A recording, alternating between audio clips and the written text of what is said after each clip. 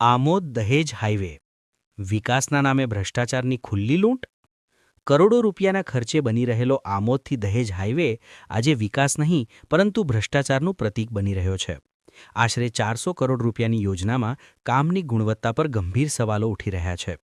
સ્થાનિકોના આક્ષેપ મુજબ હાઈવેના લેવલ માટે કાળી માટી અને કચરાનો ઉપયોગ થઈ રહ્યો છે। રોડની બાજુઓમાં ઊંડું ખોદકામ કરી બિનગુણવત્તાવાળી માટી ભરાતી જોવા મળે છે, જે ભવિષ્યમાં મોટા જોખમનું કારણ બની શકે છે। ચોંકાવનારી બાબત એ છે કે સ્થળ પર કોઈ જવાબદાર અધિકારી હાજર નથી। ટ્રક આવે છે, માટી ઠાલવે છે અને ચાલ્યા જાય છે। કોન્ટ્રાક્ટર, સાઇટ સુપરવાઇઝર કે એન્જિનિયર ક્યાં છે એવો સવાલ લોકો કરી રહ્યા છે। રોડની બાજુ ખોદકામ છતાં સેફટી વ્યવસ્થા શૂન્ય છે। ન બેરિકેડિંગ, ન ચેતવણી બોર્ડ, જેના કારણે કોઈ મોટી દુર્ઘટના સર્જાય તો તેની જવાબદારી કોણ લેશે? હવે લોકો માંગ કરી રહ્યા છે કે આ યોજના અંગે તાત્કાલિક તપાસ થાય, ગુણવત્તાવાળું કામ થાય અને જવાબદાર અધિકારીઓની હાજરી ફરજિયાત બનાવવામાં આવે।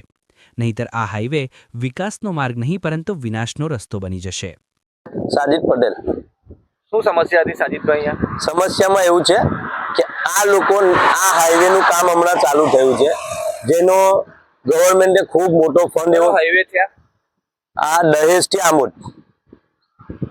એમાં પહેલા આપણે તે દિવસે હું અહીંયાથી જતો તો મેં પૂછ્યું તો એ લોકો સાઈડની ઢાળો ખોદીને ફેલાવતા હતા। તો મેં પૂછ્યું કે ભાઈ આ તો કાળી માટી નીચે છે, તમે લોકો આ કરો છો? તો કે એ અહીંયા પાથરવાનું જ છે, આવું જ એસ્ટિમેટમાં છે। અને આગળ જતા ખબર પડી કે ભાઈ મોટા પીરી માટી છે ત્યાં ખાડા કરીને માટી ઉંચકીને બીજે લઈ ગયા એ લોકો।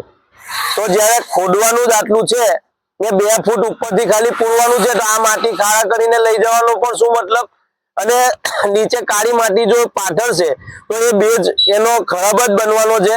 અને જેમ જૂના કામ થયા નેશનલ હાઈવે નંબર 64 અને એમાં જે રીતે ખાડા પડી ગયા અને વર્ષ ઉપર નહીં ચાલ્યો ને 2-4 મહિનામાં રોડ તૂટી ગયો, એવું કદાચ અહીંયા થાય જો એસ્ટિમેટ મુજબ કામ ના થાય તો।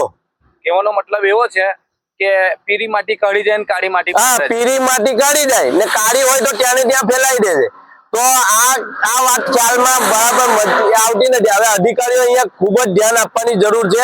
અહીંયા કોઈ હોતું જ નથી, એના ઇન્સ્પેક્શનમાં કોઈ દેખાતું નથી। ખાલી એક માણસ સુપરવાઇઝર જે તે કંપનીનો અને કામ કરવા વાળા મજૂરો કે જેસીબી જે હોય તે જ કામ કરતા હોય છે, ત્યાં ઇન્સ્પેક્શન વાળું કોઈ હોતું નથી। શું થવું જોઈએ આ બાબતે? અધિકારીઓએ ખૂબ જ ધ્યાન આપવું જોઈએ।